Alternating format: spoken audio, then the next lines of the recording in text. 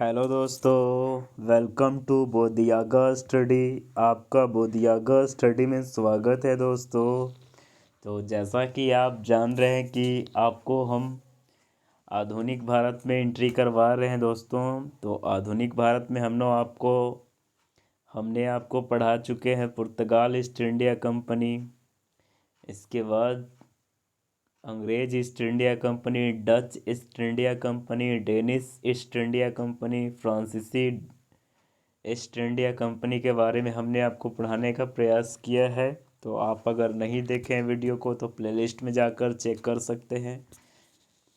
तो फिर आप बात करते हैं बंगाल की। आज हम लोग पढ़ने वाले हैं बंगाल के बारे में। तो शुरुआत करने से पहले बता चुके हैं आपको कि अगर आप हमारे चैनल बोधियागा स्टडी से पढ़ते हैं, आपको अगर पढ़ाई अच्छी लगती है तो आप हमारे चैनल को ज़रूर सब्सक्राइब कीजिएगा, बेल आइकन प्रेस कीजिएगा ताकि प्रत्येक वीडियो का नोटिफिकेशन आपके पास पहुंच जाए। तो आज का टॉपिक हम लोग पढ़ने वाले हैं बंगाल के बारे में। तो हम आपको बता चुके हैं। तो हमने आपको पुर्तगाल ईस्ट इंडिया कंपनी पढ़ा चुके हैं, जिसका स्थापना 1498 में किया गया। इसके बाद फिर अंग्रेज ईस्ट इंडिया कंपनी हमने आपको पढ़ाया था, जिसकी स्थापना 1600 ईस्वी में की गई। इसके बाद हम आपको डच ईस्ट इंडिया कंपनी के बारे में बता चुके हैं, इसकी स्थापना 1602 ईस्वी में। फिर इसके आगे है डच के बाद डेनिश ईस्ट इंडिया कंपनी, इसकी स्थापना डेनिश ईस्ट इंडिया कंपनी की स्थापना 1616 में, 1616 ईस्वी में। इसके बाद बात करते हैं फ्रांसीसी ईस्ट इंडिया कंपनी की स्थापना। फ्रांसीसी ईस्ट इंडिया कंपनी की स्थापना 1664 में। इसके बाद एक और है स्वीडिश है। तो स्वीडिश के बारे में ज़्यादा नहीं पूछा जाता, लेकिन फिर भी आप इसकी स्थापना जान लें, 1731 ईस्वी में की गई।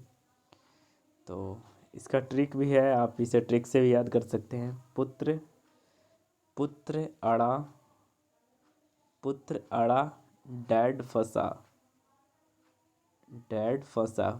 पू से पुर्तगाल ईस्ट इंडिया कंपनी, और से अंग्रेज ईस्ट इंडिया कंपनी।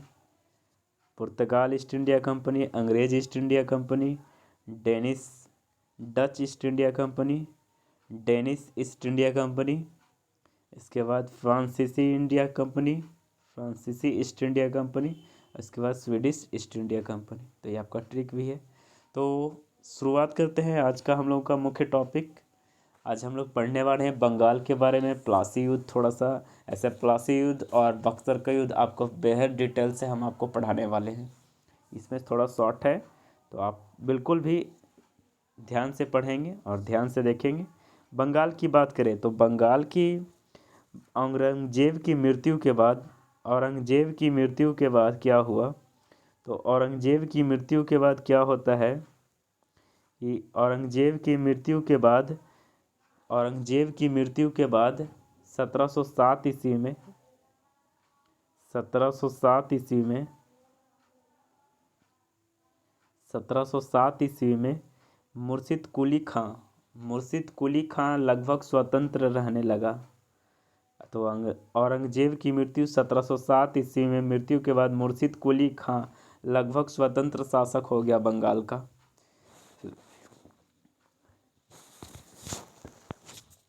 1756 ईस्वी में अलीवर्दी खां की मृत्यु के बाद 1756 ईस्वी में अलीवर्दी खां की मृत्यु के बाद इसका नाती बंगाल का नवाब बना। किसका नाती? तो अलीवर्दी खां का नाती बना नवाब सिराजुद्दौला, जिसका नाम था।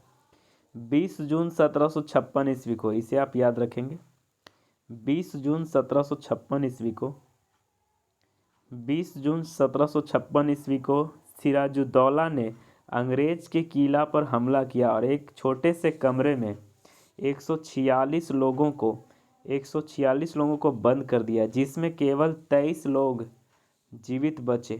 कितने बचे जीवित? 23 लोग जीवित बचे। ठीक है, इसे ध्यान रखेंगे। इस घटना को क्या कहा जाता है? ब्लैक होल की घटना। इस घटना को कहा जाता है ब्लैक होल की घटना। ठीक है, चलिए अब आगे बढ़ते हैं, प्लासी का युद्ध की बात करते हैं। प्लासी का युद्ध कब हुआ, कैसे हुआ, कहाँ हुआ? तो प्लासी का युद्ध की बात करें तो प्लासी का युद्ध कब हुआ था? 23 जून 1757 ईस्वी को। तो प्लासी का युद्ध कब हुआ था? 23 जून 1757 ईस्वी को। प्लासी कहाँ है? पश्चिम बंगाल में।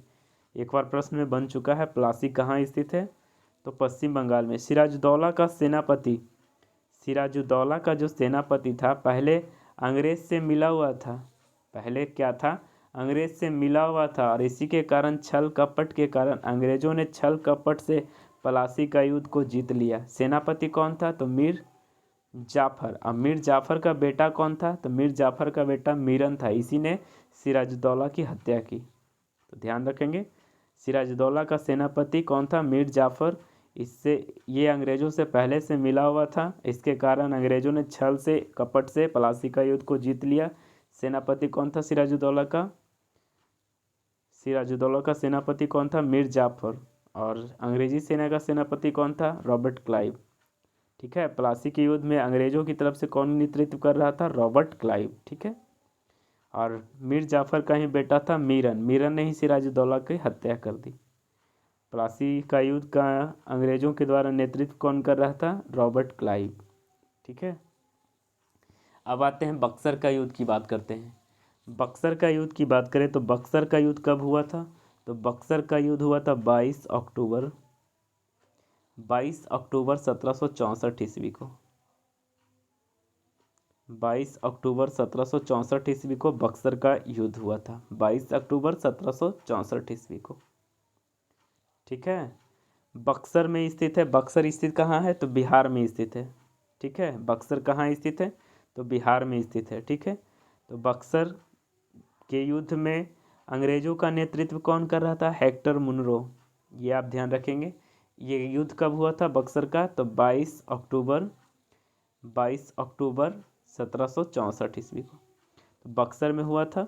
बक्सर कहाँ है? बिहार में। अंग्रेज़ों का नेतृत्व हेक्टर मुनरो कर रहा था। भारतीयों की ओर से कौन नेतृत्व कर रहा था? तो बंगाल का जो पूर्व नवाब था मीर कासिम। अवध का नवाब था सुजाउद्दौला। सिराजुद्दौला नहीं, सिराजुद्दौला नहीं, सुजाउद्दौला अवध का नवाब। एवं तीसरा मुगल बादशाह शाह आलम। ये तीनों की संयुक्त सेना थी, जिसमें जीत किसकी हुई? तो जीत भी फिर भी अंग्रेज़ों का ही हुआ। ठीक है, अब आते हैं इलाहाबाद की संधि की बात करते हैं। इलाहाबाद की संधि की बात करें तो इलाहाबाद की संधि किसके द्वारा किया गया? तो रॉबर्ट क्लाइव के द्वारा संधि की गई। 26 लाख पेंशन देकर के मुगल बादशाह शाह आलम से ईस्ट इंडिया कंपनी ने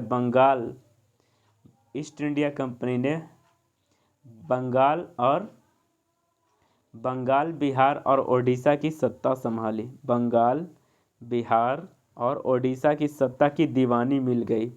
किससे प्राप्त कर लिया? तो मुगल बादशाह शाह आलम से 26 लाख रुपया सालाना पेंशन, वार्षिक पेंशन के रूप में मिला। और इसमें अंग्रेज़ों ने क्या अधिकार कर लिया था? बिहार को, बंगाल को, ओडिशा को की दीवानी प्राप्त कर ली। ठीक है, अवध का नवाब सुजाउद्दौला से इलाहाबाद के कड़ा क्षेत्र को छीन लिया गया। इलाहाबाद में एक कड़ा नामक क्षेत्र है, तो सुजाउद्दौला से इलाहाबाद के कड़ा नामक क्षेत्र को छीन लिया गया। 1765 ईस्वी में बंगाल में द्वैत शासन लागू किया गया। 1765 ईस्वी में बंगाल में द्वैत शासन लागू किया गया। ठीक है, जिसमें प्रशासनिक प्रधान किससे नियुक्त किया गया? तो ये नवाब होते थे। प्रशासनिक प्रधान कौन होता था? नवाब। जबकि वित्तीय प्रधान कौन होता था? तो ईस्ट इंडिया कंपनी प्रदान किया गया। ठीक है, तो बंगाल से रिलेटेड यह छोटा सा टॉपिक था, आप इसे ध्यान से सुने होंगे। तो आज का ये टॉपिक को यहीं समाप्त करते हैं। थैंक यू, धन्यवाद।